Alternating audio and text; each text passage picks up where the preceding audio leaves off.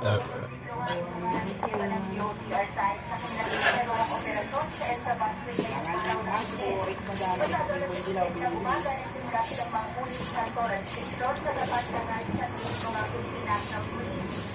motor ang nasa ambulan kung saan ang pulisos ay nagmamadali na magpunta ng destinasyon.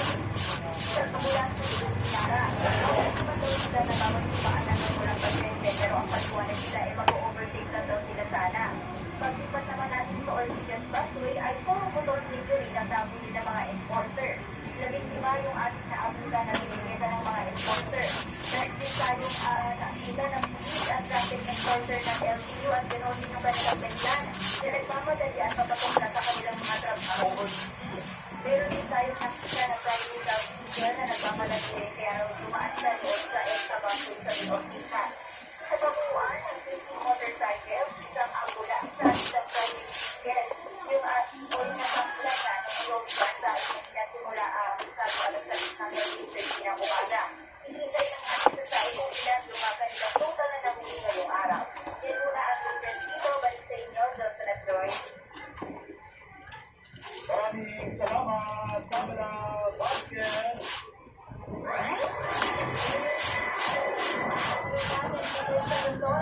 Meron pong napakahalagang bisita itong Ferdinand Marcos Jr. po ngayon sa kanya kung sino siya, Christian. Joyce, kung marating na sa isang pulong sa Malacanang sa pulong Bongo Marcos Jr. at Ukraine President Volodymyr Zelensky.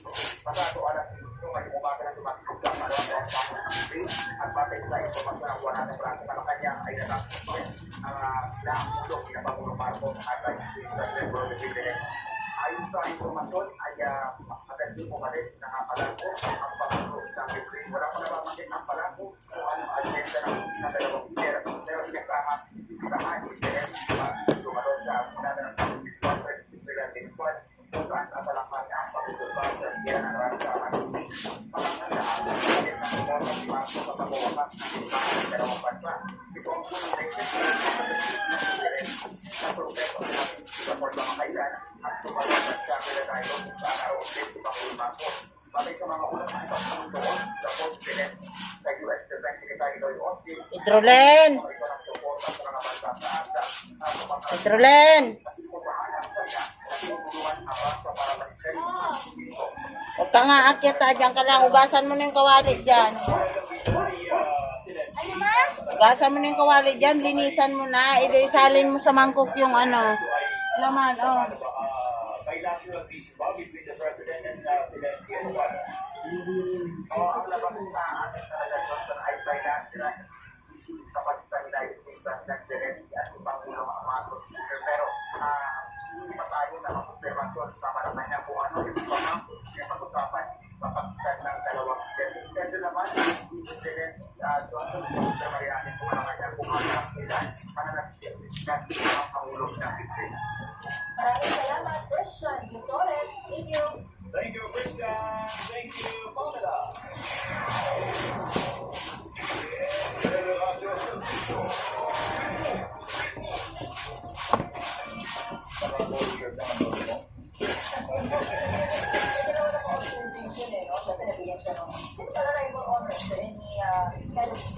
Ganun naman talaga.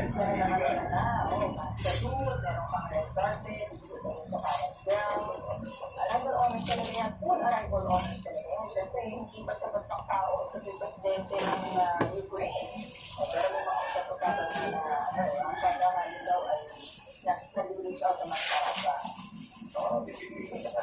kaya baka siguro si Ukraine President ay umikot din sa mga kaalyado ng mga US or at least yung mga tensions. Ay sa mga kabubukas po ng kanilang radyohan, sa ilamin na inyong mga opinion of the day. Sa mga nasa biyahe po kanina this morning, sana hindi po kayo nasa traffic. Hintay namin na inyong mga opinion sa 0919-2783,000 at pag-komento mo sa ating YouTube channel na Ata na Radio sa dito para sa ating OOTV Mary Joy. Anong masasabi sa inyo sa planong pag-angkat ng baka para makataas daw po ang produksyon ng dagat? Sa linya po naman natin, sinilawag na Dario Briguera, sa spokesperson ng Bureau of Fisheries and Aquatic Resources of Visa, sila po yung mga katuan kung sakasakali na maging ganap na mga tinutulong na Department of Fisheries and Aquatic Resources.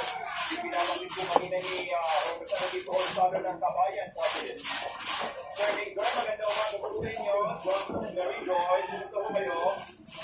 Yes, Mr. Johnson, Joyce, magandang umaga at magandang umaga po sa lahat ng nakakasal.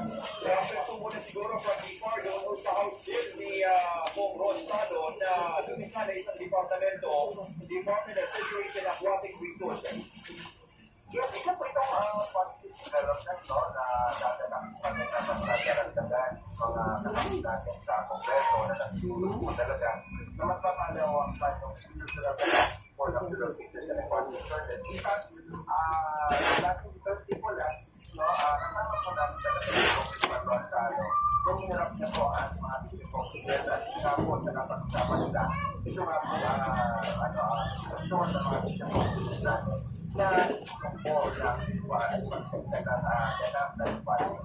Opo. So, ano po mga nakikita na pwede na maidagdag, for example, sa or elimination na buwan na pinipulong na kung ang ganap sa ganito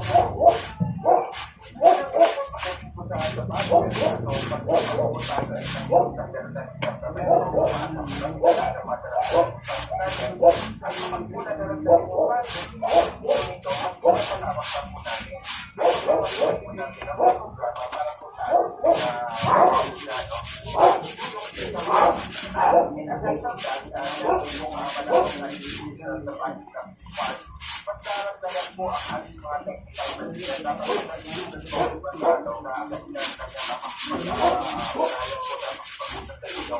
Nakakamit po kasi, for example, ang mga local may po na nga sila ng kapatid para po talaga matipad po ang program. So, kung matipad naman po ang requirements para talaga sa president, dapat po wala na isaan mga local. sa mga tao po natin sa mga leader o karamihan po pala po sir ay mga contractor or project agency.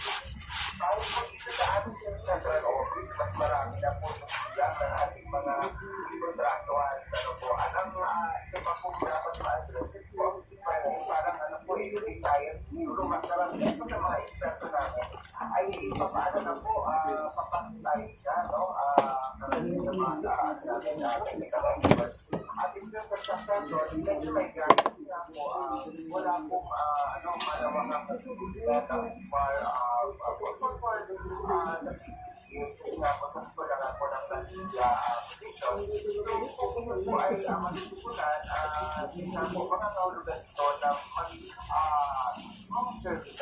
para po sa ating mga mamita. Dahil kung mag-ipan, kasi po ang dapat po ang kung mag-ipan sa flight, dapat po ay mga lugar ito na napakinabangan sa ating mga mamita. Opo, isa rin po identification sir, yung kakulangan po ng mga bata po, next generation, o yung mga interest po ba dito po sa sektor na ganito? Meron po ba mga papalit na kumbaga, no, na younger generation po sa mga mag-retire natin ng mga experts sa report? Yun po, sa po, yung sa mga expert natin, kasi masabi ko nga medyo malaki yung gap in terms of succession, no? Kaya talagang kailangan po malis dito dahil ang anumang kailangan ng isang ahensya pagdating po sa technical expert ay mga organization dito ng gap sa magpapalipad ng mga programa natin para sa sektor. At maliban din, Ma'am Joyce, isa rin dapat yan, hindi nga ngayon, even doon sa mga natin, sa mga mangisdan natin, napakalaking yung gap in the system. 1% lamang ng ating total participation ng teacher no, mga teacher no, ay nasa 18 to 24, so 12%. At ang mataas, yung nasa 25 to 55 years old po. So ito rin itong issue na dapat natin Hidroling kawali lang. ma-address para mas mahitayan pa po na marami sa kabataan at mas po sa practice. Kaya na, sa kasalukuyan, nasa lamang po ang ating nakagahan. Sa kahit natin mag-akay namin Kawali lang linisan mo. para sa So, makikita ko lang sa politika sa budget. That we would like to accommodate more dapat po yung balita na natin para po sa pagpapaaral ng libre para sa ating mga kabataan para po kumuha ng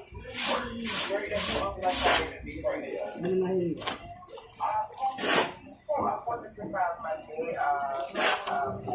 doon ako para sa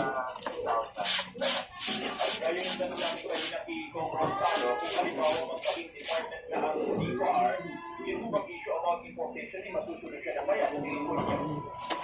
Pinakabarat ko pa nga. Takpan mo yung ano dyan, isda. From teachers production po, sa mga dano na napagpapalala po ang bar. And aside from that, kasi natin yung production, so mga organizator na mag-judge ang events natin ano naman po natin, important naman po talaga tayo.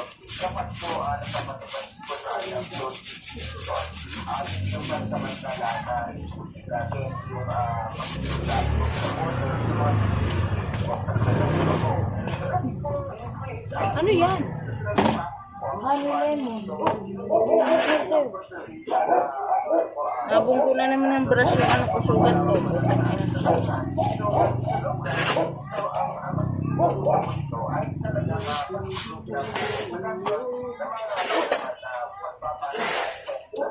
Kaya po ba gaano kalaki ang importation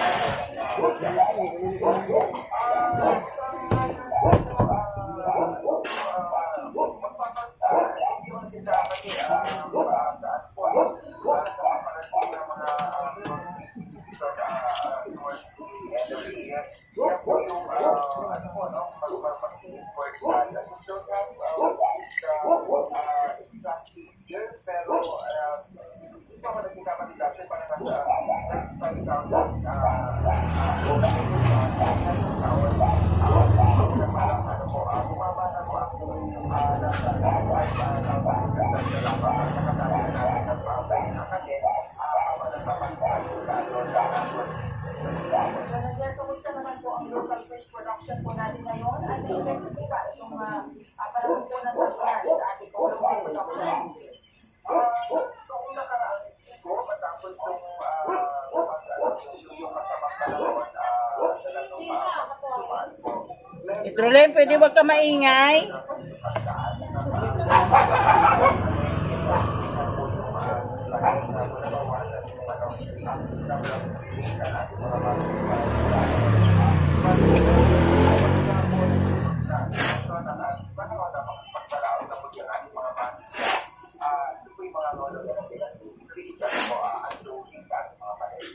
Sir Nizer, maraming salamat sa oras po ninyo. Maganda umagat mag-iingat po kayo mga taga-DOR. Maraming salamat sa Johnson at salamat po. Thank you and good morning. Thank you naman sa Dario de Guerra. Siya po ang spokesperson ng Bureau of Fisheries and Aquatic Resources or ng DOR.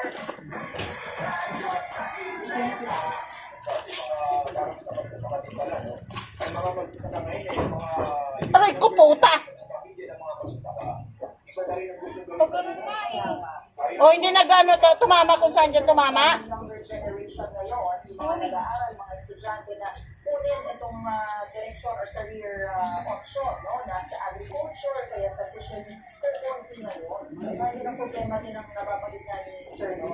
Malaki yung gap na retiring, nasa retired fish na yung mga experts nila sa before at wala pa masyadong mga pumapalit na younger generation na kayang ma-train to be expert sa fishing. Ay, kasi kung iba natin yung younger generation, kaya na halimbawa yung pili na ibang career at ituloy kung ano yung kabuhayan ng kanilang mga magulang, ng kanilang mga junior.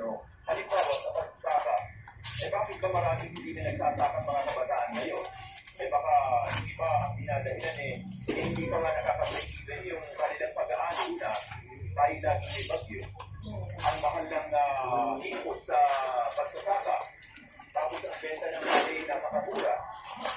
Paano may ikali sa mga younger generations na ituloy ang pagsasaka? Wala namang kabuhayan maganda-ganda ang kita. Oo, nakikita nila yan, no? Sa kanilang mga magulang, kung makikita nila na, okay kung ganitong career pa, meron, nakakabubuhay ng ganitong klaseng trabaho, sundin nila yung ganong yapak. Pero kung nakikita nila na baka may ibang option para sa kanila, no? Kung sila man ay makapag-aral, makapag-ulo, alam mo ang mga kabataan nila. Pero minsan, pag nakakausap ako sa mga tutor, kasi yung mga ka-generation nila, ang gusto ng mga kabataan ngayon ng career direction ay towards mga technology, mga companies na involved sa technology, innovation. Hindi na lang, yung papunta ng future. Gusto ng mga kabataan ay ibang hindi madudumihan ng kanilang mga kamay. Ay pagpasok sa trabaho ay basta i-save lang. Hindi naman si Jordan yung career nyo. Pero yun, kailangan ko talaga namin paano nga ba, no? Kapag tumatang sa generation, wala ng mga bagay sa capital, wala ng sumunod kaya pa ang aming mga Pilipino magsasaka. Ano nga ba? Nakakalungkot at nakakaingit actually. Sa ibang bansa pag sinabing magsasaka, farmer, aba nangyayabang. Dahil ang lahat ng resources nasa kanila. Meron silang post-harvest facility. Meron silang gamit para mas mapabilis ang pag-aani at mas mapataas ang kanilang ani. Eh dito sa atin para na pag-aani. Paninilaran ng palay, problema sa silang sa ngayon. Sa probinsya, halimbawa sa Valencia, may mga nagbibilan ng palay. Mga pinalipan, nagbibilan ako ng palay sa kalsada. At sa ngayon, nagbibilan pa rin ng palay sa kalsada dahil sa kulang ng post-harvest facility. Kailangan naman yung kailangan supportahan ng sektor na yan, ay maibigay na rin. Huwag na sana tayo, huwag na natin itayin na dumating yung panahon na talagang wala na makaka-interest na pumunta sa sektor na yan. Alam niyo po napaka-importante po ng sektor na yan. Ang ganyan po ang papakain sa mga Pilipino sa buong Pilipinas. Kung wala po tayong mga manisa, wala po tayong mga magsasaka, wala po tayong pagkain sa ating mga Ay mabuti na lang na mabuti kung pare-pareho tayo lumaki sa farm. Ay naman. yung iba sa park. Pero di ba ang pagkalaki sa farm? Bakit lang sa park? Ano? Iba, may mga helicopter iba, hindi wala. Ano ba ang kita? Yung iba may mga designer tag. Nakapasyon lang ang nasa nakasanay ko ng baso kayo sa labulit sa pagkain. Hindi. Yung pagkikilan ng kalabaw, walang gulong. Walang gulong. Parang nakaripon pero walang gulong. Kawain lang na nakasasyon sa lupa. Meron tayong viewers sa sabihin. Hindi naman lahat ng mga lumaki sa farm ganyan. Bakit kami dito ganito? Yung farm niyo ba, may helipad? Wala, di ba? Yung farm nyo ba? Ay, nakakapag-farm ka ng mga pinag-isang yan. Sabi ko, ano ba na may kari lang sa farm niyo? O di ba hindi? Malikot lang, saka traktora. Ano ba? Ngayon ang pagka may traktora ka na, di may kaya-kaya ka ng pagsama. Pero kung halimbawa wala naman, mag-aaral ka na ka pa ng traktora, ibig sabihin, dagdag sa gastos mo, dagdag sa input mo. O kung kukupitin mo, baka hindi ka pa ulit makabreak even ang kita mo. Ako, kailangan ko ma-revolutionize, mabago yung sistema ko natin ngayon para mas marami po maingahin nyo. So, na mas-sustain yung ating agriculture sector. Mahirap po kapag yan ang humina ng sektor. Isang issue pa lang, meron pang issue na halimbawa yung sakahan ngayon. Di ba puro subdivision na? Oo nga, no?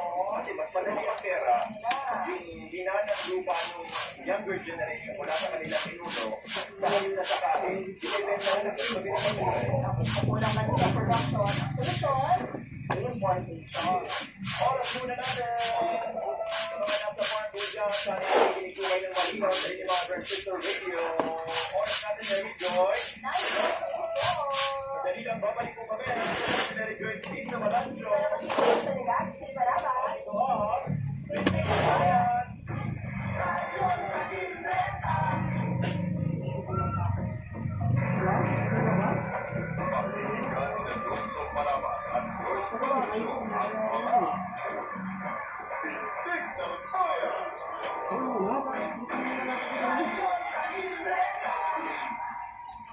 Here's Martin Rivera to tell us why he's developed a Solaire Resort North in Tampa City. What can I say? A new song rises in my heart. Really?